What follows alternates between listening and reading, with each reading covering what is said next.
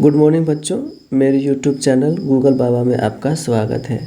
आज हम कक्षा 6 विज्ञान जो झारखंड के सरकारी स्कूल का बुक है, किताब है JCERT, उसका हम क्वेश्चन आंसर देखेंगे। पाठ है 4 और पाठ का नाम है पौधों की कहानी। तो चलिए इसका क्वेश्चन आंसर देखते हैं। तो ये रहा हमारा पहला प्रश्न है। कहता है निम्नलिखित में से सही विकल्प का चयन कीजिए। यहाँ पर पहला है निम्नलिखित में से कौन वृक्ष है, वृक्ष को पहचानना है। यहाँ पुटुस दिया है, क में, ख में पालक है, ग में सखुआ है और घ में धान है। तो यहाँ सखुआ हमारा वृक्ष का उदाहरण है। इसको थोड़ा सा देख लीजिए आप। जो पुटुस है वो झाड़ है, झाड़ी, और जो पालक और जो धान है ये दोनों शाक के उदाहरण हैं। दूसरा है निम्नलिखित में से कौन सा पौधे का भाग नहीं है। तो पौधे का भाग कौन सा नहीं है? पुष्प है, ये भी पौधे का भाग है। पत्ती है, ये भी पौधे का भाग है। तना है, ये भी पौधे का भाग है। लेकिन जो झाड़ी है ये पौधे का भाग नहीं है, ये पौधे का प्रकार है। अगला है तीसरा, निम्नलिखित में से कौन तना का मुख्य कार्य नहीं है, कार्य नहीं है बोल रहा है। तो क है जल का परिवहन, तो ये तो है तना का कार्य। ग है, ख यहाँ देखिए प्रकाश संश्लेषण, तो प्रकाश संश्लेषण तना का कार्य नहीं है, तो प्रकाश संश्लेषण पत्तियों का कार्य है। तो आगे नहीं पढ़ते हैं। अब नेक्स्ट देखते हैं चौथा। जड़ मदद करते हैं। तो जड़ किस चीज़ में मदद करते हैं? तो जल के अवशोषण में मदद करते हैं, ठीक है। खनिज लवणों के अवशोषण में मदद करते हैं, ये भी ठीक है। मिट्टी को जकड़े रखने में, तो ये भी ठीक है। तो इसका आंसर हो जाएगा घ, सभी में। पांचवा है पुष्प का मादा भाग है, जो फूल है उसका जो फीमेल पार्ट है, मादा भाग है, उसको बोलते हैं स्त्री केसर। चलिए नेक्स्ट। दूसरा प्रश्न है सही शब्द चुनकर एक स्थान को भरना है। तो पहला है, हम पहले से भर चुके हैं, खाली एक बार एक्सप्लेन कर देते हैं। पौधे को तना सहारा देता है, सही है। दूसरा है जड़ दो प्रकार के होते हैं, रेशेदार और मूसला जड़ें। तीसरा है पत्तियां पौधों के लिए भोजन बनाती हैं, ठीक है। चौथा है पुष्प का नर भाग पुंकेसर है, यह भी ठीक है। और पांचवा है पत्तियों में जालिका रूपी शिरा विन्यास मूसला जड़ वाले पौधों में पाए जाते हैं। ये हो गया। अगला देखते हैं तीसरा। खंड क में अंकित शब्दों को खंड ख में उसकी व्याख्या से मिलान कीजिए। तो पहला देखिए मूसला जड़ है, इसका मिलान किए हैं यहाँ।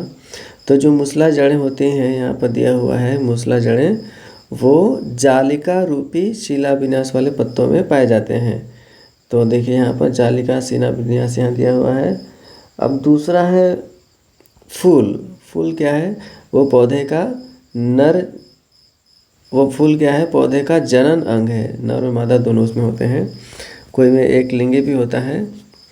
तीसरा है हरे पत्ते, तो हरी पत्ती प्रकाश संश्लेषण करते हैं, ठीक है। चौथा है जड़, तो जड़ जल का अवशोषण करते हैं, ये भी ठीक है। पांचवा है वृक्ष, तो बरगद, ये भी ठीक है। चलिए अब आगे देखते हैं। यहाँ पर क्या बोलता है, सही और गलत का चिन्ह लगाना है। पहला है पत्तियाँ पौधों को सीधा खड़े रखती हैं, तो ये तो गलत है, ये तो तना रखता है।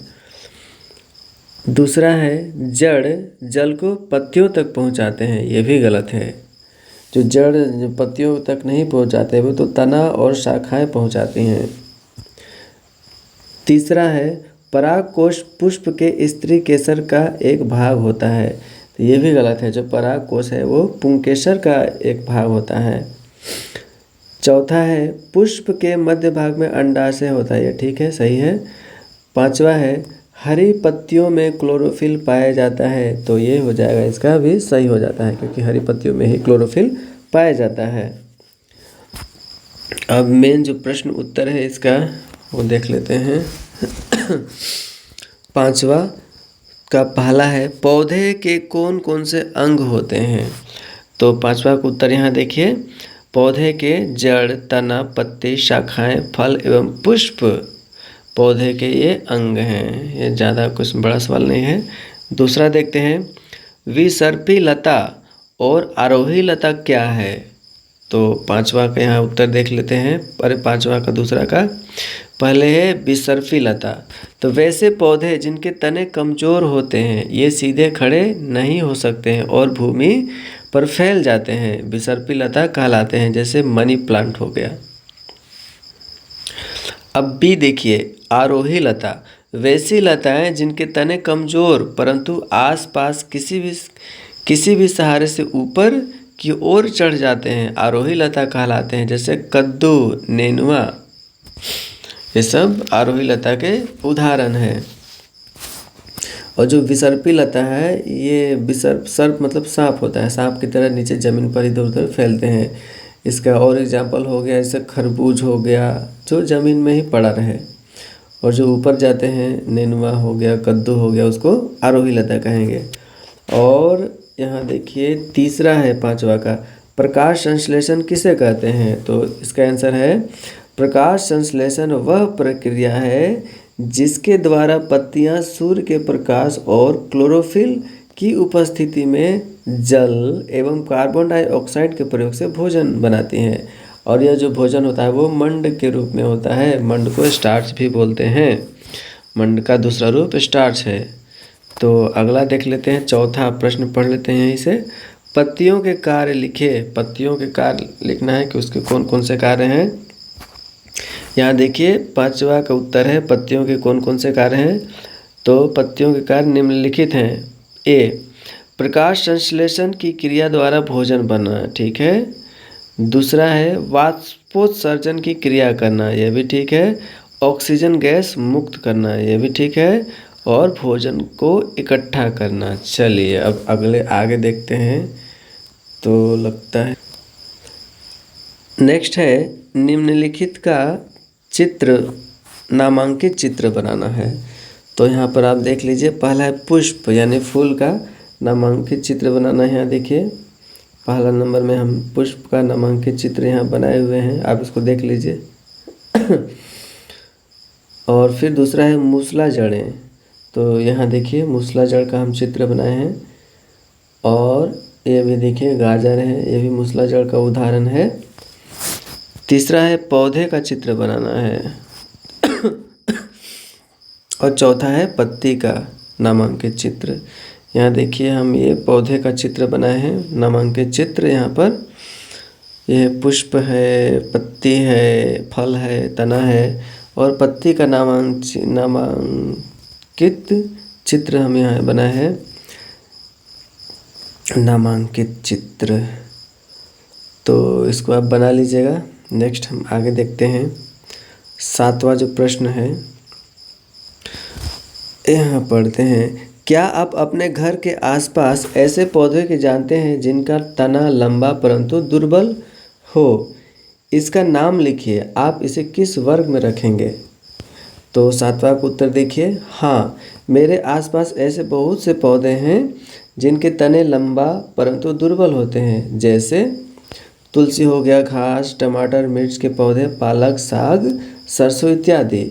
इन सब को मैं शाक वर्ग में रखूँगा, क्योंकि जिनकी जो तना है कमज़ोर होते हैं, हरे होते हैं, उसको हम लोग शाक वर्ग में रखते हैं।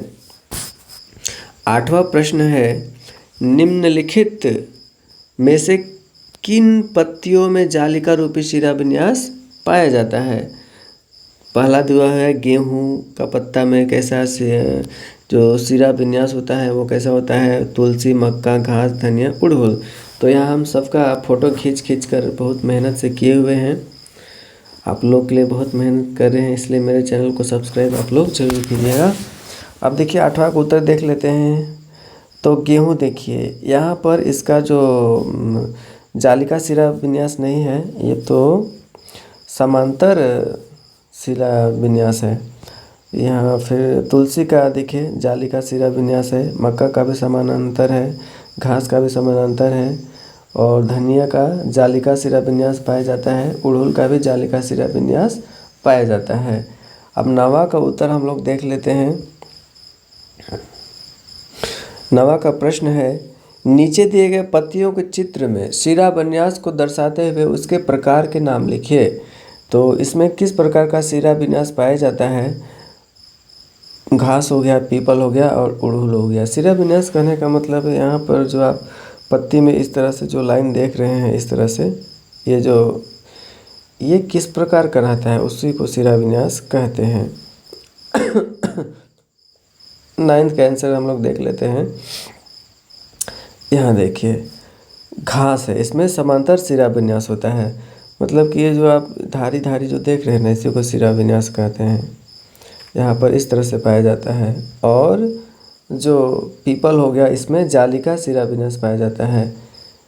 और उड़हुल में भी देखिए जाली का शिरा विन्यास पाया जाता है। आप इसमें देख सकते हैं जाल की तरह, इसमें आप जाल की तरह इसका जो है, जो वेन है, नस है पेड़ पौधे का, इसको नस कह सकते हैं, वो जाल की तरह फैला हुआ है। 9 का आंसर देख लिए। अब 10 का प्रश्न देख लेते हैं। पुष्प के किस भाग में अंडाशय मिलता है? तो 10 का यहाँ पर देखिए उत्तर इसका अंडाशय स्त्री केसर के निचले हिस्से में होता है। स्त्री केसर पुष्प का मादा जनन अंग होता है। तो अंडाशय कहाँ होता है? तो स्त्री केसर के निचले हिस्से में होता है। इसी के साथ हमारा यह चैप्टर पाठ खत्म होता है। अब हम लोग मिलते हैं अगले पाठ, जिसका नाम है सजीव एवं उनका परिवेश। तब तक के लिए जय श्री कृष्ण। और बच्चों, मेरे YouTube चैनल गूगल बाबा को आप लोग सब्सक्राइब ज़रूर कर दीजिएगा। धन्यवाद।